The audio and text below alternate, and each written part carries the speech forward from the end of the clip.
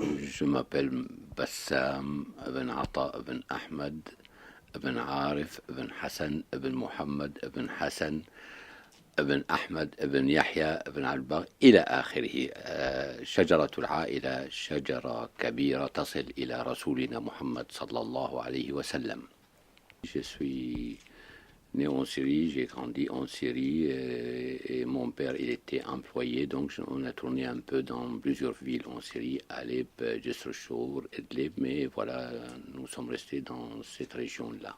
Je me rappelle que j'étais heureux dans ma vie parce que mais je n'ai pas compris beaucoup pourquoi mon père il était sévère avec nous.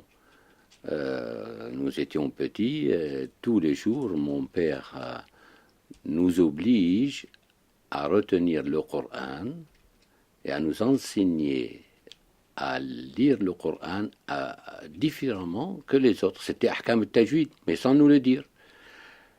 Et puis il nous parle que de l'arabe littéraire et les autres, ils se moquent de nous. Parce que nous, quand on parle l'arabe littéraire avec les enfants, ils rigolent, tout le monde rigole contre nous. Or, mon père, il nous oblige à parler l'arabe littéraire à la maison. Et plus tard, évidemment, j'ai compris qu'est-ce que c'est cette histoire, car il nous dit, pour être savant, nous pouvons être jamais savants sans connaître l'arabe littéraire parfaitement, les grammaires et tout ça, etc. Et on doit parler l'arabe littéraire spontanément. Pour cette raison, il nous oblige à parler l'arabe littéraire. Mon frère, maintenant, il est professeur à la faculté de Bahreïn de l'arabe littéraire. Il a deux doctorats d'État. Et puis, il donne des doctorats aux professeurs de faculté. Bon, moi, j'ai choisi d'apprendre plus tard, comme tous les enfants, à l'école, et j'ai fait des études en tant qu'ingénieur, architecte-ingénieur, et j'ai travaillé en tant qu'architecte-ingénieur, mais l'enseignement de mon père était resté dans ma tête, car à l'âge de 10 ans, il nous a obligés aussi à apprendre al-fiqh et la jurisprudence. Et il m'a pris à moi le plus grand livre de Madhhab al-Imam Abu Hanifa, Majma' al-Anhur, fi Sharh Multaqa al-Abhur, et puis un peu étudié le Madhhab al-Imam al-Shafi'i, et puis il a commencé à nous apprendre Kitab al-Risale et al-Shafi'i pour les bases de jurisprudence. Et ainsi donc avec la poésie, la littérature et tout ça, donc on a commencé à entrer dans tous les livres de la connaissance. Il nous oblige, par exemple, moi, il m'a mis exprès dans une bibliothèque où tous mes vacances, je dois les passer serviteur dans une librairie et bibliothèque pour nettoyer la bibliothèque et la librairie et en même temps pour apprendre à lire. C'était chez ses copains. Et l'été, dans l'école de Grand Mufti Mohammed Nafi al-Shamia qui nous enseigne à Idlib l'islam et l'arabe et tout ça. Mon père, il était tellement doux, il joue avec nous, il nous amène avec lui dans les grandes fêtes, dans la nature. Et quand il mange, il nous fait souvent de viande grillée et tout ça, et ensemble dans la nature. Alors, on nage dans les rivières et tout ça. Alors, c'était pas vraiment une vie dure, mais une vie dure au point de vue éducation. Et je lui demande quelquefois, quand on dit des mauvais mots, on reçoit des châtiments. Et je dis, mais les autres, ils disent plus grave que ça. Et il n'y a personne qui leur dise quelque chose. Elle dit, oui, mais ils ne sont pas de la famille des prophètes. J'ai dit, mais tu n'as jamais dit aux gens que tu es de la famille des prophètes, toi. Que tu dis ça à nous, pour nous faire taire. Elle dit, j'ai honte de dire aux gens que je suis de la famille des prophètes. J'ai dit, pourquoi tu as honte? Au contraire, tu dois avoir l'honneur de dire je suis de la famille des prophètes. Elle dit, si on est de la famille des prophètes, et on ne fait pas comme il veut le prophète, quelle honte. Alors il faut mieux de ne plus jamais dire que je suis de la famille des prophètes si on ne maintient pas la même moralité du prophète sallallahu alayhi wa sallam. Et là j'ai compris qu'il ne faut jamais dire que je suis de la famille des prophètes parce qu'on n'est pas à l'auteur. Et c'est resté avec nous cette histoire, mais ils nous apprennent tous les jours. Dis, je m'appelle Bassam, fils de Ata, fils de Ahmad, fils de Arif, fils de Hassan, fils de Muhammad, fils de Hassan, fils de Ahmad, fils de Yahya, fils de Mahmoud, de Al-Baqi, etc., etc., etc. Alors là, jusqu'au prophète. Bon, on l'apprend, mais il ne faut jamais dire ça aux gens. Parce que nous ne sommes pas à l'auteur du prophète, alayhi salatu wassalam. On a honte de dire je suis de la famille des prophètes et de faire des bêtises ou dire des mauvais mots. Et comme on est censé toujours de faire des bêtises, des mauvais mots, il ne faut jamais déclarer ça aux gens. Voilà, c'est ça l'histoire. Donc, ce n'était pas une vie dure au point de vue relation père-fils, mais c'était au point de vue jouer comme tous les enfants, passer tout le temps en jouant, en rigolant. Si, on rigole, on joue, mais c'est limité. Après le coucher de soleil, directement, on doit être, même avant le coucher de soleil, à 5h, 6h, on doit être à la maison. Interdit de sortir, c'est pour écouter tout ce qu'on a appris la journée, etc., et recommencer l'éducation, etc., etc. Et chaque matin, il nous réveille à faire la prière avec lui. Et je ne sais pas à quelle heure j'ai commencé à faire la prière, car je me rappelle que j'étais tout petit, j'ai fait la prière sur le dos de mon père, ou à son côté, et j'ai grandi avec ça, et donc je ne me rappelle pas quand j'ai commencé à faire la prière. Et donc l'éducation continuait de cette façon. Et surtout l'éducation morale. Je vous raconte une petite histoire comme ça pour savoir qui m'a marqué beaucoup dans ma vie. Un jour, il m'a dit, mon père, viens à 10 heures le matin à mon travail. Il était employé, on va dire fonctionnaire, de grade de officier, capitaine dans la police pour préserver les forêts. Alors, viens au bureau. Il y a le mouton de l'Aïd qui va arriver. Alors je suis allé, j'ai trouvé 2 moutons qui sont attachés hors de bâtiment, et il est descendu, et lui et son ami qui est avec lui dans le bureau. Alors il me dit, voilà, ce petit mouton, c'est pour nous. Non, les petits moutons pour notre ami Abou Azzeddin. Et le grand mouton, c'est pour nous. J'ai dit oui. Il dit, tu les prends et tu les fais manger des herbes, etc. Et puis, à 2 heures l'après-midi, tu les ramènes ici, on va les amener à la maison, parce que nous sommes dans le travail, on ne peut pas quitter le travail pour le mouton de l'Aïd. Tu les gardes, toi. Alors j'étais content avec 2 moutons, il m'a donné un oignon pour donner à ces 2 moutons, un demi à chaque mouton, et les moutons commencent à me suivre. Arrête, je m'arrête. Il a dit, tonton Abou Azzeddin, il va te poser une question. J'ai dit oui. Il m'a dit, tu vas aller maintenant à la campagne pour faire manger les moutons? Oui. Alors je vais te poser une question pour voir si tu es capable à prendre l'amana. Ces dépôts qu'on t'a donnés, est-ce que tu peux la garder? Je dis, allez-y. Il me dit, s'il vient un voleur avec un grand couteau, il te dit, ou je te tue et je prends les 2 moutons, ou tu me donnes un de ces 2 moutons. Quel mouton tu vas donner? Alors, tout simplement, j'ai réfléchi comme ça 2 secondes, et j'ai dit, je lui donne le petit mouton. Il m'a dit, et pourquoi? Et j'ai dit, c'est parce qu'il est petit, il est à toi. Et le grand, il est pour nous. Alors, il m'a dit, mais comment tu donnes le petit mouton? Le petit mouton, c'est un amana. J'ai dit oui. Il m'a dit alors, pourquoi tu as donné mon mouton, pas les vôtres?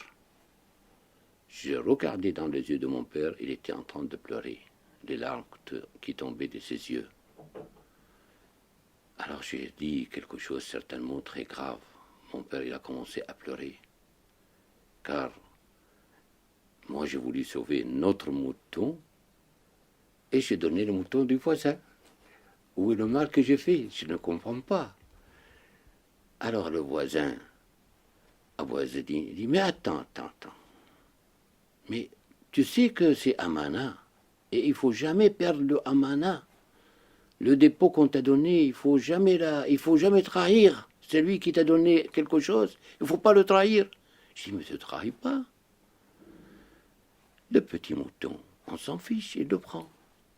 Et le grand mouton, on va l'égorger, on le partage à deux, à vous et nous. Il a rigolé à Ouazzedine, il a dit, tu vois, ton fils, il calcule. Il dit, le grand, on va le tuer, on le partage à deux. Or, le petit, alors, perdu, qu'on perd le petit, on partage le grand entre nous. Donc, c'est une bonne réponse. Alors là, mon père, il a souri un peu. Il dit, mais non, malgré tout ça, tu donnes le nôtre, jamais le sel du voisin. Il faut toujours préserver le dépôt et le amana qu'on te donne. Il ne faut jamais trahir les gens. Tu dépenses les vôtres, les tiens, et jamais le sel des gens. Ne touche pas ce qui appartient aux autres. Et voilà, j'ai compris. Quelle que soit ta perte, tu perds, mais il ne faut jamais laisser les autres perdre à ta place. Voilà, c'est l'éducation, c'était de ces gens.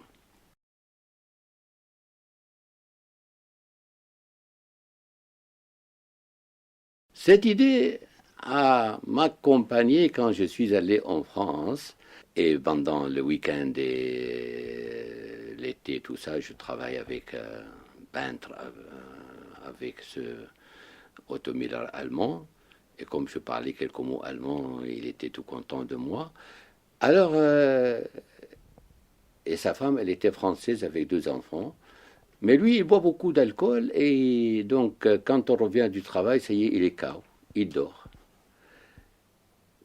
Et alors, sa femme, elle me demande, est-ce qu'il a d'autres femmes, est-ce qu'il a d'autres, etc. Et il veut que je travaille comme espion. Mais j'ai dit, mais non, c'est un homme très correct, impeccable, travaille jour et nuit pour toi et tes enfants, mais il boit beaucoup, pour cela qu'on arrive le soir, il est fatigué et il dort. Et comme nous étions hors de la ville, je dors chez eux. Et puis, à force de parler avec son mari rigole et dit, tiens, si tu as besoin de quelque chose, il y a mon ouvrier qui est là. Et moi, cette moralité d'amuser de cette façon, je n'ai pas l'habitude, je suis oriental, on ne dit jamais ça devant un oriental comme ça, mais bon, je dis, c'est des Allemands, c'est des Français, peut-être ils arrivent à s'amuser de cette façon. Et un jour, je trouve la dame qui est, une fois que son mari il est sous, il est endormi, elle est à côté de moi, elle me dit, oui, j'ai compris que bon, elle veut peut-être faire des relations amitié ou amour avec moi, ou etc. Et là, j'ai compris tout de suite cette histoire que j'ai reçue de mon père et de son ami Al-Amana. Alors j'ai dit, je ne peux pas. Je ne peux pas vous parler parce que cet homme, il m'a amené dans sa maison. Il m'a donné à manger, à boire, un travail. Je ne peux pas le trahir. C'est une trahison si je te parle, si je te touche, si... Il me dit, mais non, lui, il est content. Tu fais son boulot. Moi, je suis contente et tu seras content. Il n'y a rien qui s'échange. J'ai dit non. Dans notre mentalité, c'est une trahison. Imagine-toi si je vole son argent. Si je prends ses enfants, il m'a dit oui, ça c'est une trahison, mais tu me voles pas. J'ai dit si, c'est son honneur, je suis en train de voler son honneur. Il m'a dit mais non, tu racontes n'importe quoi. Alors, et là, comme si je vois l'ami de mon père, Abou Azzedine, et mon père en train de pleurer. Alors, tu perds le amana, tu perds les dépôts, et il faut perdre tout ce que tu as, mais jamais le sel des gens. Il ne faut pas voler l'honneur de ce bonhomme qui t'a hébergé, qui t'a donné un travail. J'ai dit, écoute, laisse-moi jusqu'au demain. Alors le lendemain, j'ai pris mes affaires et j'ai pris la fuite.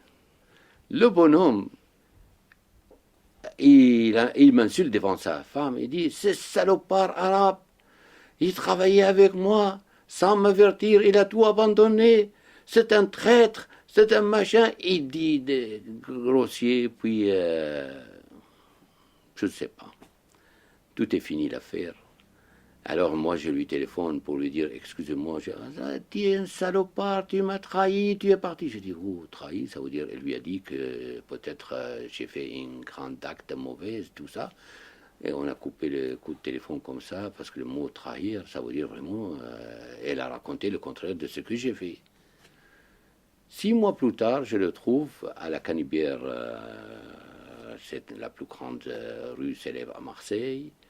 Et Otto Müller, il ouvre ses bras et il me regarde de loin et il crie Bassam. J'ai dit ça y est, c'est allemand, il va me tuer.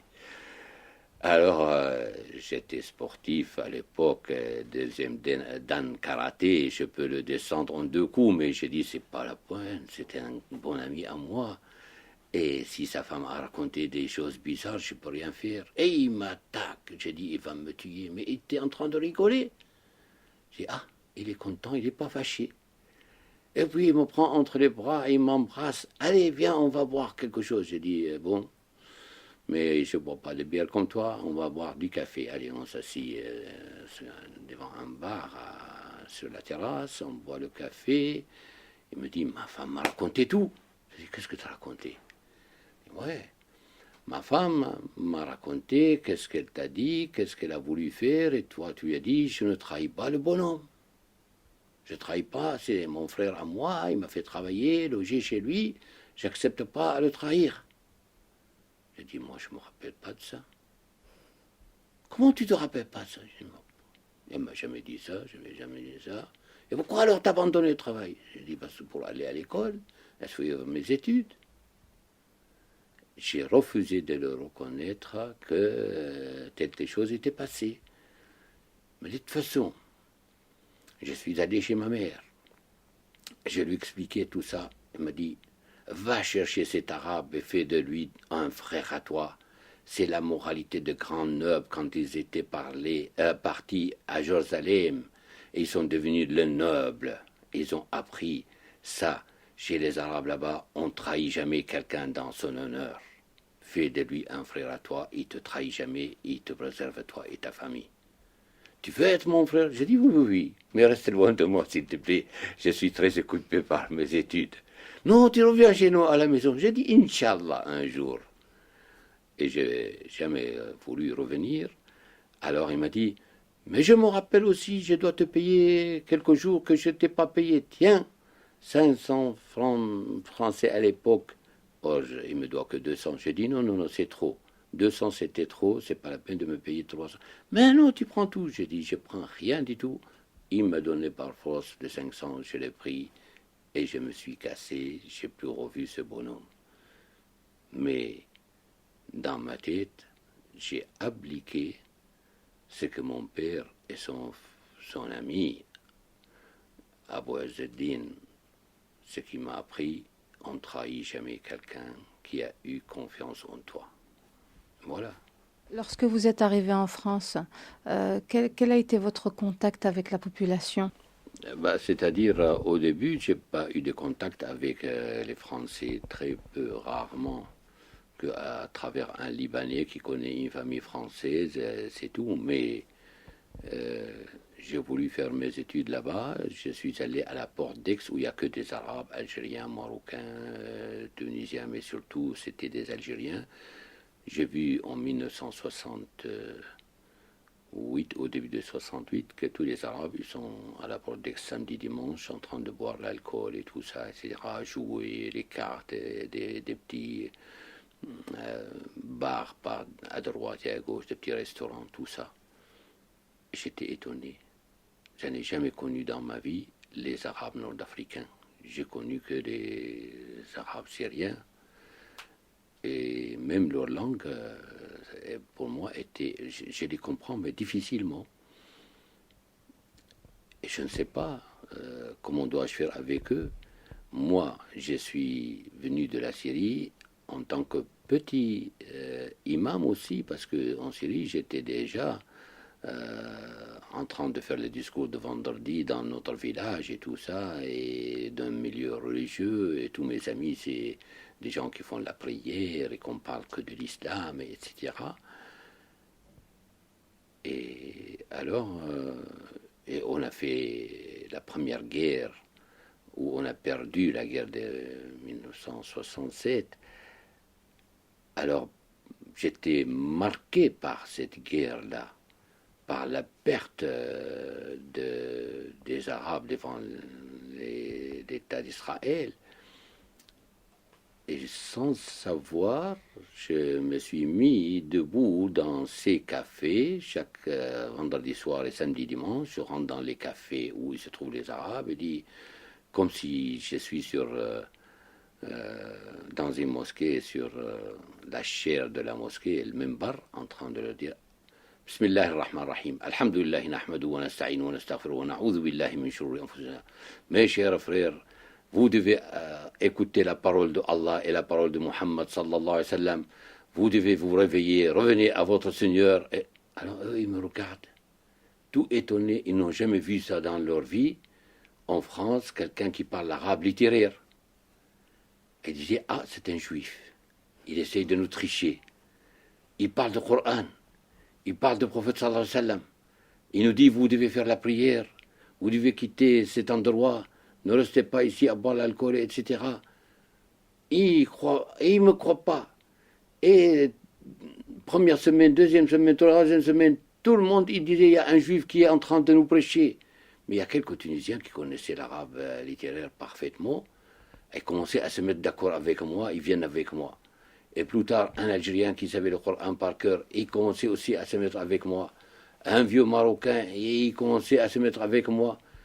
Et voilà, pendant un certain temps, tous, ils disaient, c'est un juif. Après, ils disaient, non, non, non, non.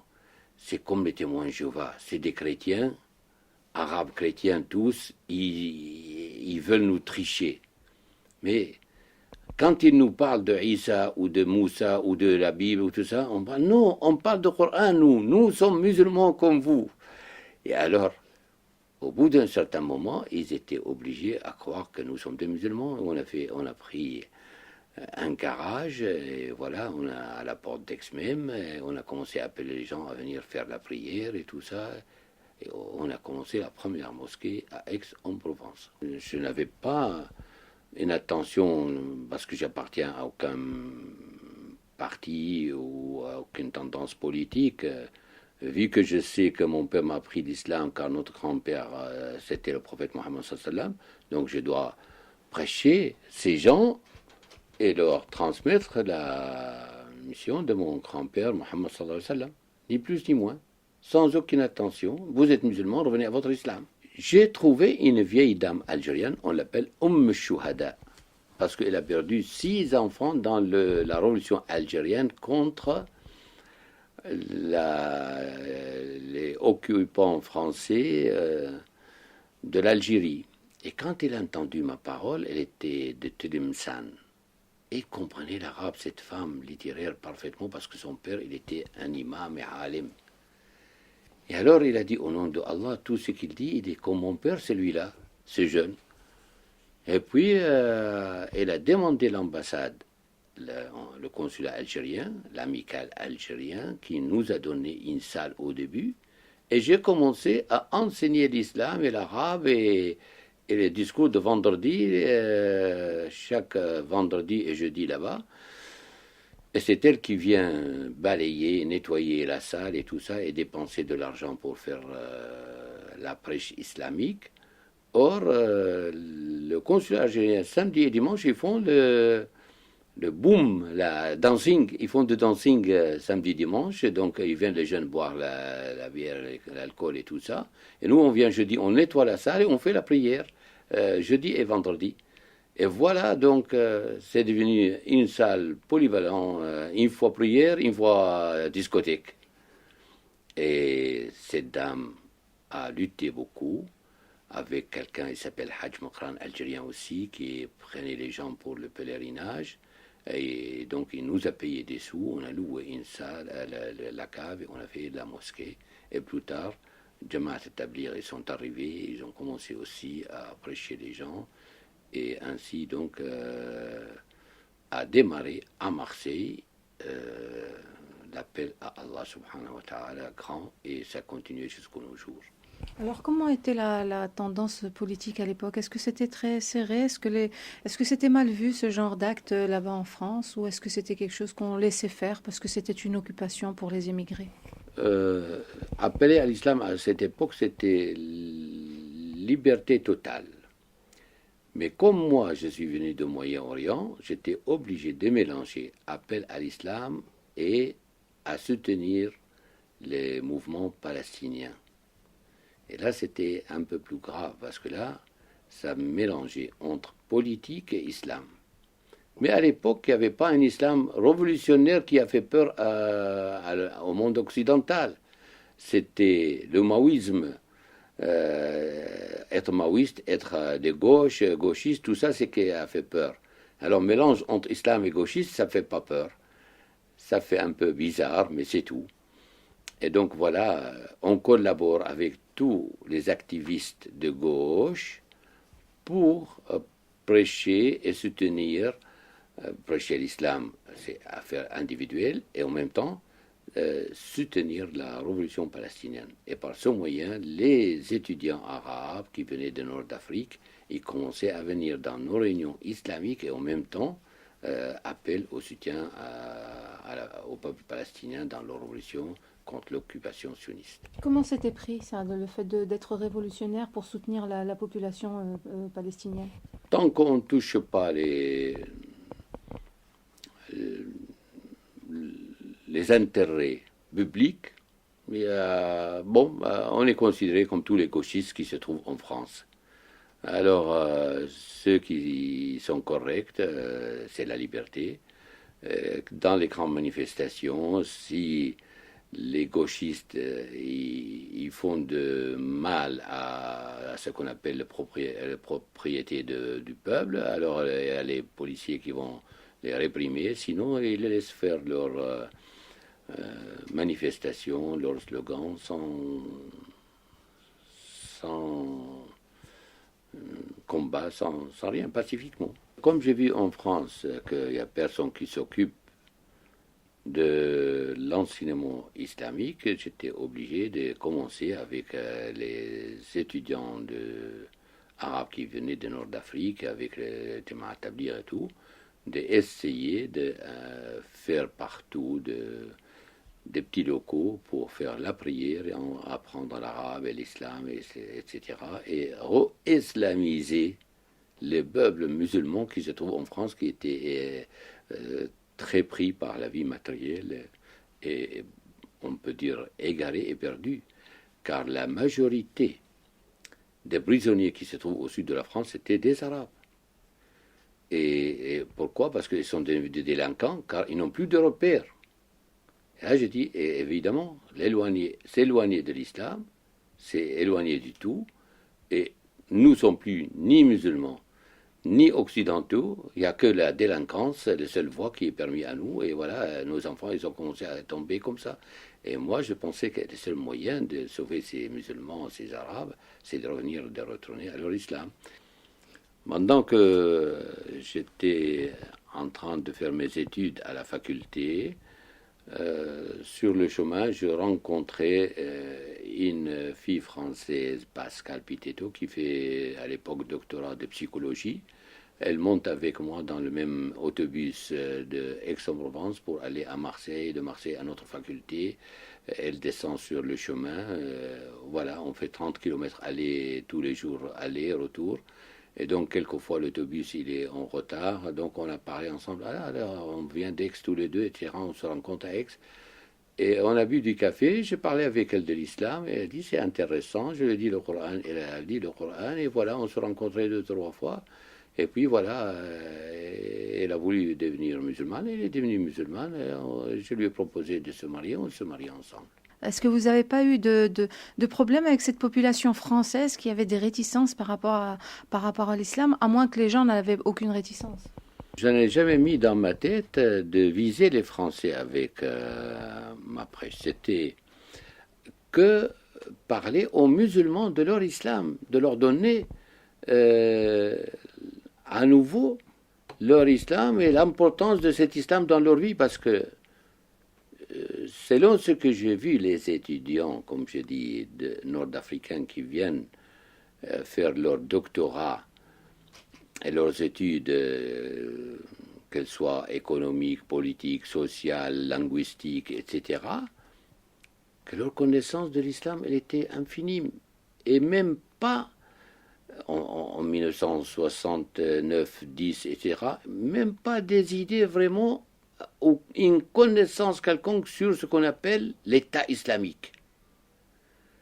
Alors j'étais étonné. Et donc, j'ai mis toute ma capacité à expliquer à ces jeunes l'importance de l'islam.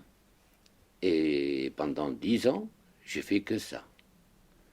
Qu'avec des gens qui préparent leur doctorat, on parle de l'islam. Et là où j'ai trouvé, où j'ai découvert que le trésor que j'ai dans ma tête, que l'enseignement de mon père, les livres qu'il m'a obligé à lire sur la jurisprudence, très très important. Et eux, ils me disent, des Africains et des Nord-Africains, mais chez nous, on ne parle jamais de Ilm al-Tawhid de cette façon, science de l'unicité divine.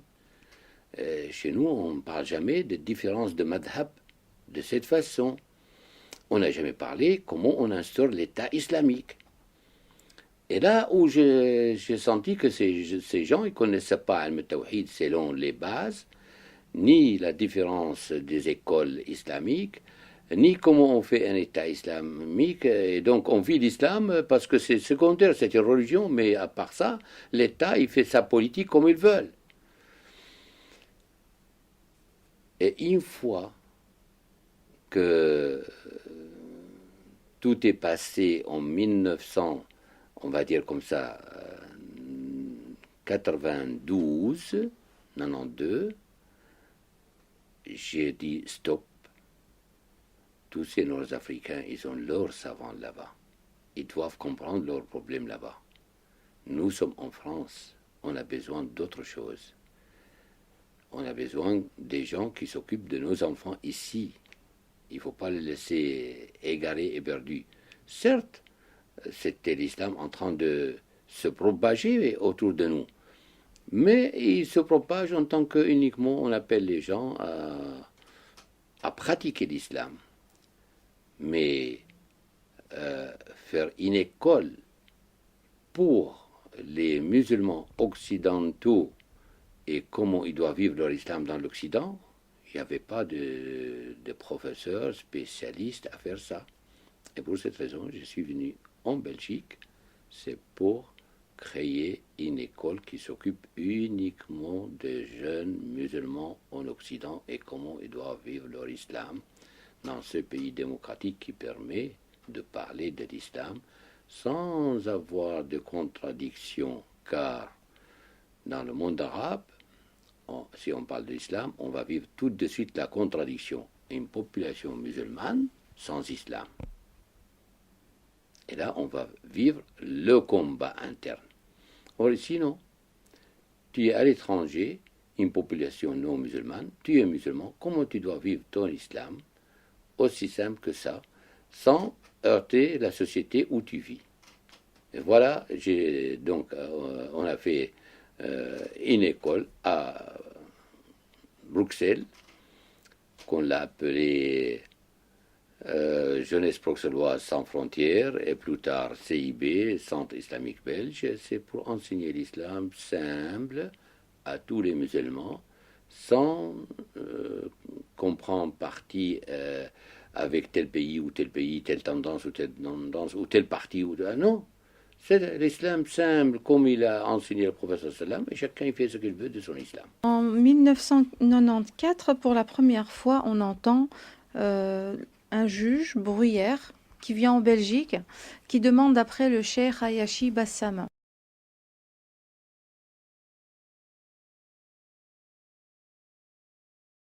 Tout ce que je sais, que ce juge, il était juste envers nous, parce que il a pensé, lui, qu'un mouvement qui était menée ici en Belgique pour les jeunes musulmans peut amener vers le terrorisme. Et il est venu, il a regardé, il a trouvé que nous sommes innocents de tout ce blablabla. Il a vu qu'on n'a aucune relation avec aucun mouvement extérieur, et aucun mouvement de terrorisme. Et pour cela, il n'y a aucune personne de notre centre islamique belge ou à l'époque Jeunesse Proxéloise sans frontières qui était en prison ou inculpé de quelque chose. Nous étions entendus pendant 1 heure, 2 heures, 3 heures, puis libérer tout le monde. Car nous n'avons ni documents, ni etc., ni enseignements qui est contre la France ou contre la Belgique. Car nous sommes une petite école de rien du tout pour apprendre les éléments de l'islam, les commencements, comment on commence l'islam. Nous n'avons aucune structure d'un parti ou d'un mouvement politique ou équipement militaire ou ça. Rien du tout de ça. C'était des générosités et se réunir dans un centre pour manger et boire le thé, et parler de l'islam et de la foi en Allah et croire en Allah et pratiquer les 5 piliers de l'islam, ni plus ni moins. Et il a découvert que c'était ça la vérité. Et pour cela, il n'y a jamais eu de poursuite à quelqu'un de chez nous depuis 1994 jusqu'au plus tard la naissance des grands mouvements de Al-Qaïda et de Bin Laden. Là, à nouveau aussi, on cherche des méchants loups qui suivent Bin Laden. Et ils retournent contre nous. Ils ne trouvent rien du tout. Et encore, ça continue. Jusqu'au maintenant où c'est arrivé la révolution du monde arabe, alors le monde occidental doit comprendre que les gens comme nous, au contraire, ils n'ont jamais ni pensé à nuire le monde occidental, ni aider le terrorisme à détruire ce pays, car pour nous, le monde occidental cherche leur intérêt dans le monde arabe et tout ça, et pour cette raison, il soutient les dictateurs d'une manière ou d'une autre, mais voilà, le peuple a fait tomber les dictateurs qui sont soutenus par le monde occidental. Et le monde occidental a été obligé à reconnaître la révolution du monde arabe et l'appeler le printemps du monde arabe, car les révolutionnaires, ils ne sont pas ni terroristes, ni anti-occidentaux, au contraire, vivez comme vous voulez et laissez-nous vivre librement et profiter de notre pays pour avoir notre liberté économique et politique et sociale. Mais qu'est-ce qui, d'après vous, dans les médias, vous a valu cette étiquette de grand chef présumé terroriste? Le journalisme doit vendre leurs journaux, doit avoir des nouvelles pour pouvoir fabriquer des histoires attirantes. Et alors, il allume le feu partout. Et voilà. Et puis, quand on cherche à la fin de compte, on ne trouve rien du tout. Certainement, mais nous n'avons pas soutenu que le peuple palestinien. On a soutenu, par exemple, les peuples africains au Rwanda, quand il y a eu de massacres. On a soutenu le pauvre de Biafra, on a soutenu le Bangladesh. Partout, on soutient les pauvres, les oppressés dans le monde entier, qu'ils soient musulmans ou non musulmans. Et de quelle manière vous les soutenez? D'abord, on appelle à trouver toujours des solutions de paix à ces gens. Et si on arrive à collecter des médicaments ou des vêtements ou de la nourriture pour envoyer à eux, ni plus ni moins. La fête de déclarer qu'il y a une oppression quelque part, par exemple au Rwanda. Qui a tort dans l'affaire? C'est la France qui a soutenu un parti contre un autre parti. Or, tous les combattants, entre eux, c'était des chrétiens. Mais la France a soutenu les plus méchants et leur a permis de massacrer les plus pauvres. C'est ça l'histoire. Et alors la France n'aime pas qu'on soutienne, dans ce cas, les plus pauvres. Voilà, c'est ça l'histoire. Il ne faut pas donc soutenir ce que l'Occident décide. Quand l'Occident décide que, par exemple, tout l'Occident était avec le peuple afghan contre la Russie. Et là, on l'appelle les Afghans Moudjahidines, les grands combattants. Et même les Américains envoyaient Rambo pour faire un film avec eux là-bas, tout fier, qu'il a combattu avec les Moudjahidines. Et quand les Moudjahidines se retournaient contre l'Amérique, ah non, c'est des terroristes maintenant. Allez, on va tourner l'affaire. Donc c'est une affaire politique. Il cherche l'Occident toujours un ennemi parce que la civilisation américaine surtout, il est bâti sur le challenge, le défi. C'est le western. C'est lui qui tire avant, qui tue plus, il est le meilleur. Voilà. Tous les films western, c'était j'ai tué 10, je suis le meilleur. Et le monde occidental, comme ça. Nous devons avoir la main mise sur tout. Nous sommes les meilleurs. Et non, mon ami. Assez de voler les diamants de peuples pauvres de l'Afrique. Venez, venez qu'on vit ensemble. Travaillez ensemble, qu'on vit ensemble.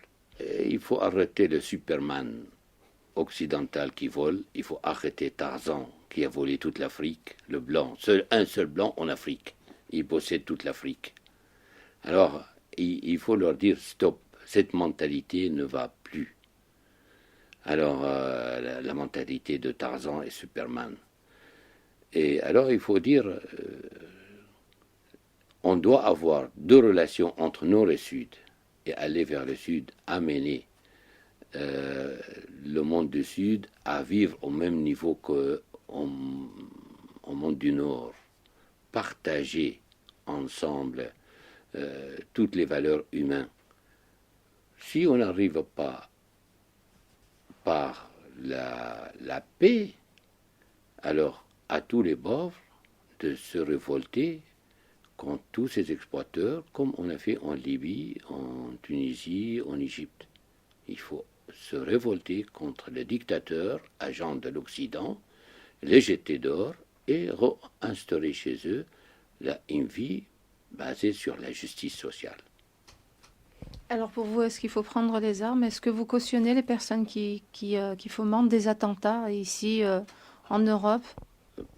En Europe, jamais de la vie. Pourquoi? Parce que la pression et les déséquilibres qui se fait, il ne se fait pas en Europe. Si un président européen maintenant, il commence à faire comme Saddam Hussein ou comme Assad en Europe, je dis au peuple européen, révoltez contre lui. Mais en Europe, ça ne passe pas comme ça. En Amérique, la plus grande puissance du monde, au bout de 4 ans, monsieur le président, ça y est, il doit faire encore une autre élection. S'il n'oublie pas, on le jette dehors, on prend un autre. Et alors, dans le monde arabe, au bout de 40 ans, il dit, je suis encore, si je ne vous plais pas, il y a mon fils. Et alors, donc, en Europe, il n'y a pas de moyen à dire, il faut prendre le fusil, parce qu'il n'y a personne qui dure plus que 4 ans. Il ne nous plaît pas, on va choisir, on a le choix de changer le système. Mais dans le monde arabe, on n'a pas le choix de changer le système, alors il faut prendre le fusil pour changer le système. Il faut payer du sang pour changer le système. Dans le monde européen, tu n'as pas besoin de ça. Tu as la liberté d'expression, explique où il se trouve le mal, demande les gens à changer. S'ils veulent changer, au bout de 3-4 ans, ils changent au bout de 3-4 ans à travers les élections avec des moyens pacifiques. Pourquoi casser le pays et prendre...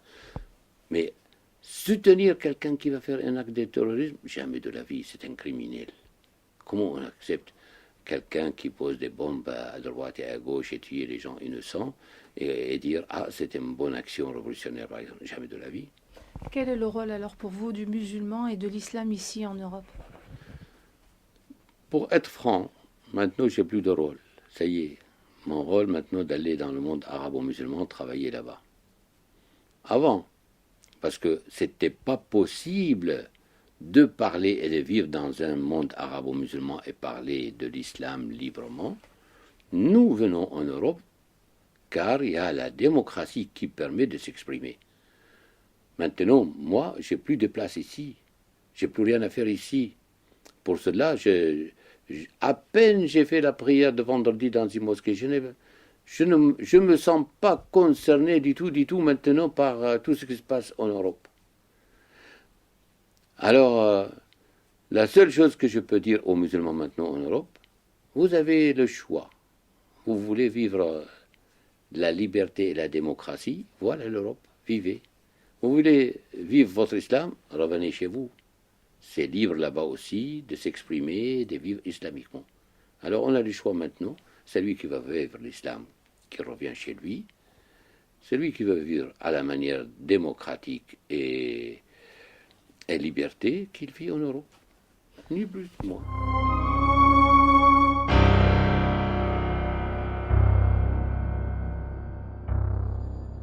Vous avez été incarcéré en Italie. Pourquoi? Depuis 1900, on va dire, ou 2007, voilà, on prend ça.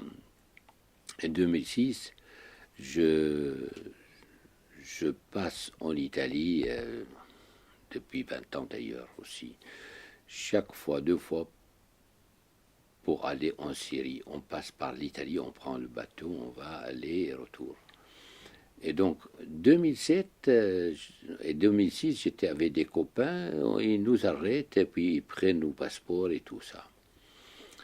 En 2007, ils m'ont arrêté 3 heures sur la frontière italienne.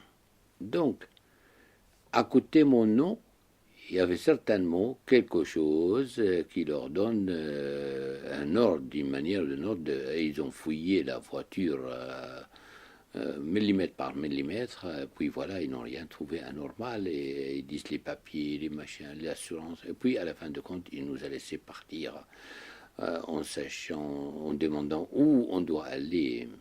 Bon.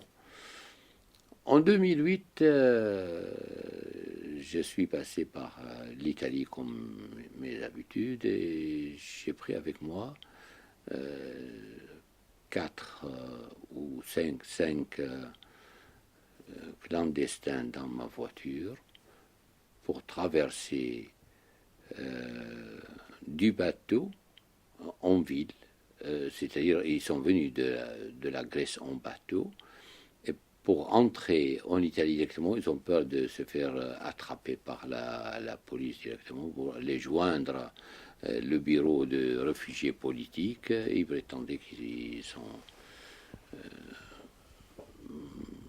palestiniens et ils ont peur et ils ont voulu se jeter dans la mer, nager pour aller demander asile politique. J'ai dit, vous allez être noyés. Je les ai mis dans la voiture, on est arrivé avec eux, ils nous attrapaient. Ils ont dit c'est des clandestins qui veulent faire un attentat, kamikaze, etc. Mais au bout de... nous étions incarcérés, moi et Abdelraouf Gendron sur ce sujet. Le juge a innocenté Abdelraouf sur ce sujet et moi j'étais inculpé de passer de clandestins avec moi dans la voiture. Et donc j'étais jugé ou condamné de 1 an et 8 mois avec sursis. C'était quand même risqué de prendre comme ça des inconnus et d'autant plus des clandestins dans la voiture.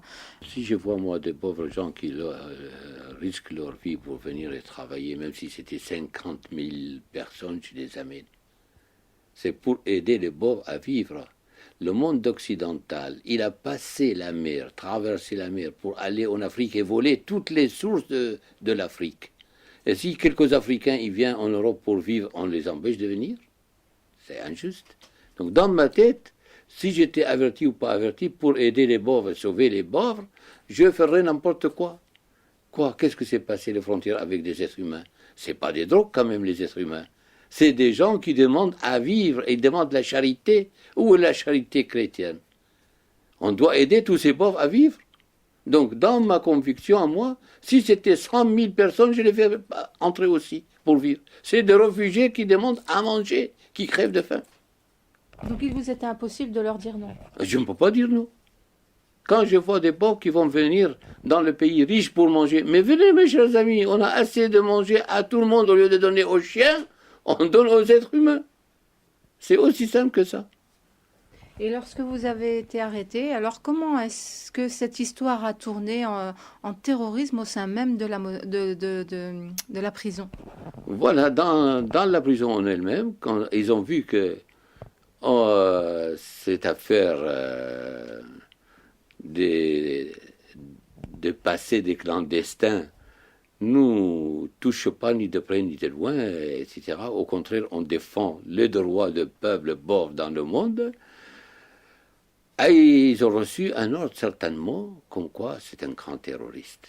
Alors, mais comment ils vont nous inculper? Ils ont dit qu'on a acheté un radio à 7 euros pour écouter les informations. On a trafiqué ce radio et on a parlé avec des organisations internationales à travers la radio. On leur a donné des ordres d'attaquer l'aéroport de Charles de Gaulle avec des avions et voilà, de bombarder, d'exploser l'aéroport de Charles de Gaulle. Comme ça, on est devenu terroriste, avec une idée de cette façon. Et les juges, ils ont accepté ça, comme quoi j'étais à la manière de James Bond, un film italien, Spaghetti James Bond.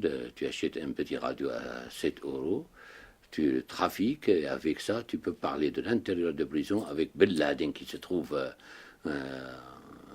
en Afghanistan. Allô, allô, Ben Laden, Mohamed a attaqué l'aéroport de Charles de Gaulle. Et pendant 3 mois, on parle avec eux, communique avec ce radio, et ça y est, c'est fait comme ça. Voilà, Ayashi Bassam, il organise à partir de sa cellule un attaque contre l'aéroport de Charles de Gaulle. Certainement, ils ont enregistré quelques mots. Par exemple, on était en train de regarder un match de foot. Alors, j'ai dit en français tire, tire, but. Alors, bon, on a parlé Odrop goal en arabe. Alors, Odrop goal, ils ont traduit tire, tire, l'aéroport de Charles de Gaulle à Paris. C'était drop, chute, chute, goal. Alors, voilà. Donc, la démocratie européenne a accepté de fabriquer des phrases et la considérer comme chef d'inculpation et nous accuse de terroristes suite à des phrases fabriquées par la police italienne. Donc il a fallu prouver votre innocence derrière ces accusations. Comment vous vous y êtes pris au sein même de la prison pour vous défendre contre de telles accusations? Pendant 4 ans, nous étions dans des prisons de haute sécurité, exactement plus dures que Guantanamo de l'Amérique, maltraités, comme les plus grands terroristes, les plus grands méchants. Et puis, le premier juge, il nous a condamnés de 8 ans, parce qu'on organise un attentat contre Charles de Gaulle. Deuxième juge d'appel, il dit, mais qu'est-ce que c'est cette histoire? Avec une petite radio de 7 euros, on communique avec les plus grandes organisations mondiales et pendant 3 mois. Et pourquoi on les laisse contacter 3 mois, les grands? Vous racontez des choses magiques. Il n'a pas accepté toutes ces thèses-là. Il a dit, allez balayer tout ça, ils sont innocents. Voilà, aussi simple que ça. Il n'y a aucun avocat dans le monde qui peut nous défendre. C'est une décision prise par l'État et le CIA ou l'FBI américain. Donc tu amènes le plus grand défenseur du monde pour te défendre, tu ne peux pas te défendre. Tu es accusé, tu as communiqué avec Ben Laden ou avec une organisation terroriste.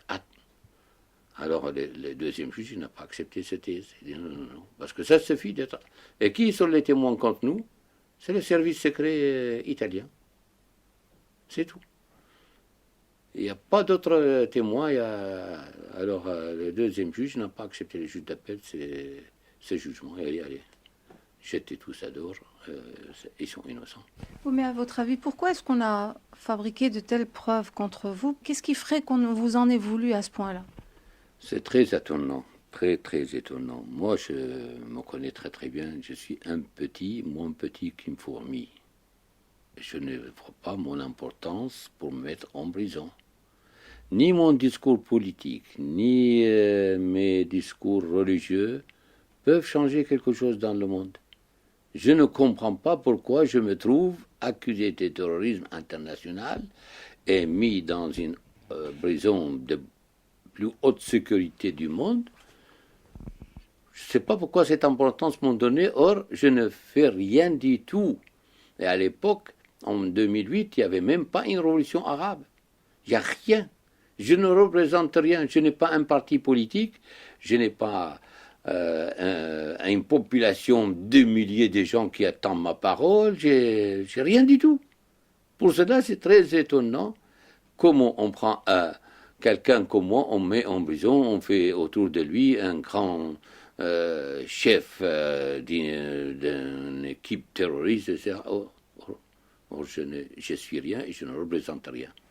Ni un parti, ni un mouvement, ni...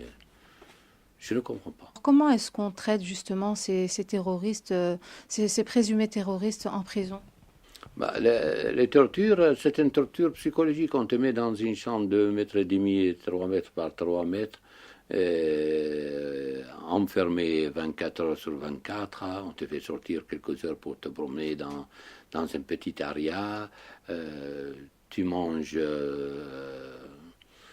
un repas d'un prisonnier, et comme nous sommes musulmans, on mange que repas islamique, donc il n'y en a pas.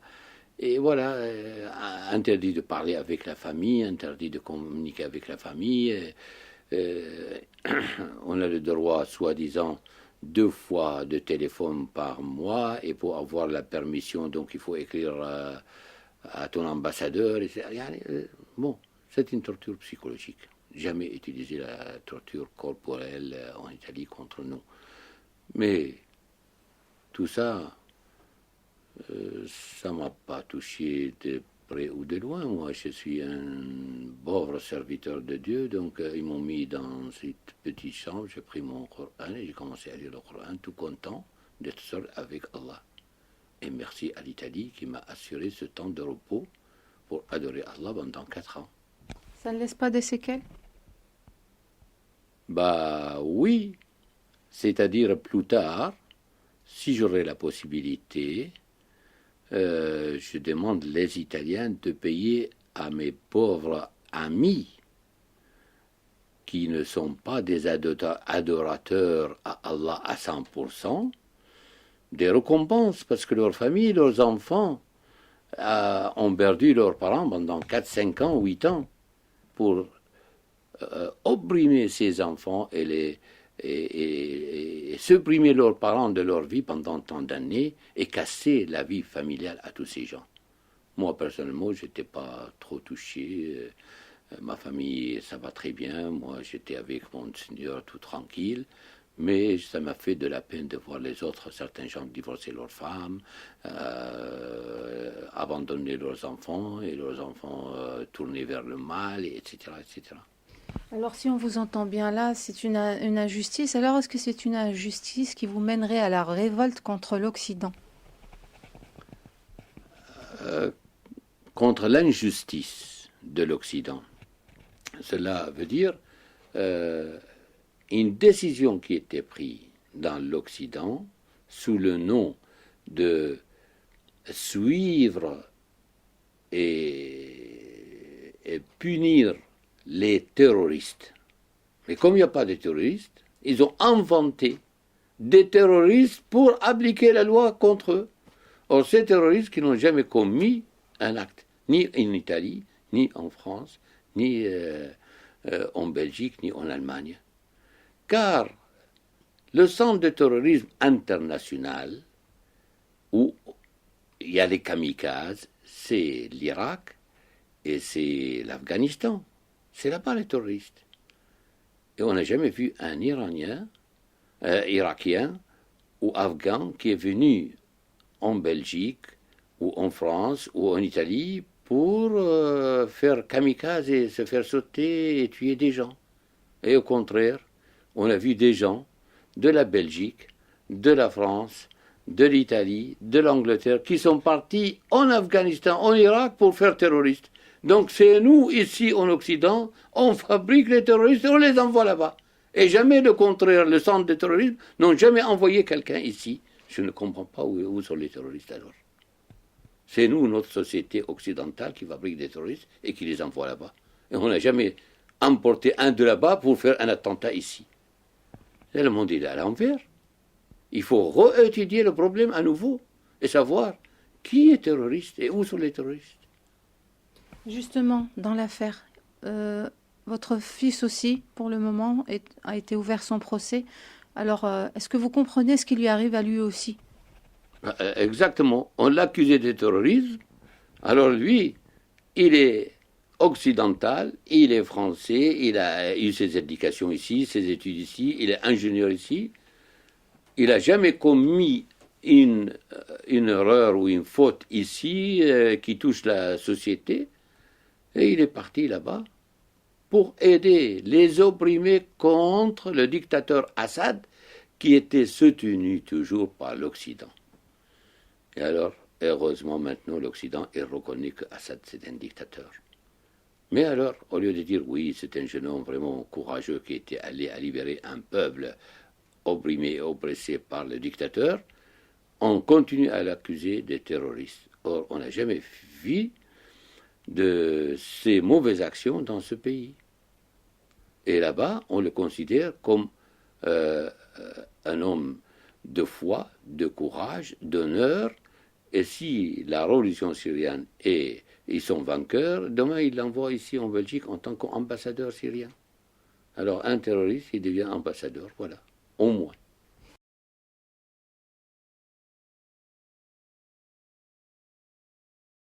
Pouvez nous expliquer en quelques mots cette affaire de la Syrie? Et c'est vrai qu'il y a une amalgame, beaucoup de gens sont peu informés. Certains disent qu'ils sont pro-Bachar, d'autres sont contre Bachar. Vous, en tant que Syrien, qu'est-ce que vous pouvez nous dire sur ce qui se passe là-bas? Bientôt, demain, je vais expliquer cette histoire avec des détails. Mais maintenant, je dis une seule chose. Qu'on soit pour Bachar ou contre Bachar, il faut regarder sur toutes les chaînes de télévision du monde. Il y a des avions qui lancent des bombes, qui tombent sur des civils. Qui lance ces bombes? Est-ce que c'est les terroristes? Est-ce que c'est les combattants de l'armée libre? Ou c'est les avions syriens et l'armée de Bachar al-Assad? Qui sont les gens qui sont morts? Et qui les a tués? On va trouver une seule réponse. Bachar al-Assad, il est en train de lancer des bombes sur son peuple et de tuer des femmes et des enfants et des hommes innocents. On ne peut pas ajouter sur ça quelque chose. C'est lui qui est pour Bachar, il doit réfléchir, il dit oui, je suis d'accord de tuer la masse populaire. Et c'est lui qui est contre Bachar, il va dire obligatoirement, je dois sauver la masse populaire. Maintenant, qui a raison, qui a tort? C'est lui qui est avec les oppressés, avec la masse populaire, qui a raison. Et c'est lui qui est avec les agresseurs et les tueurs, il a tort.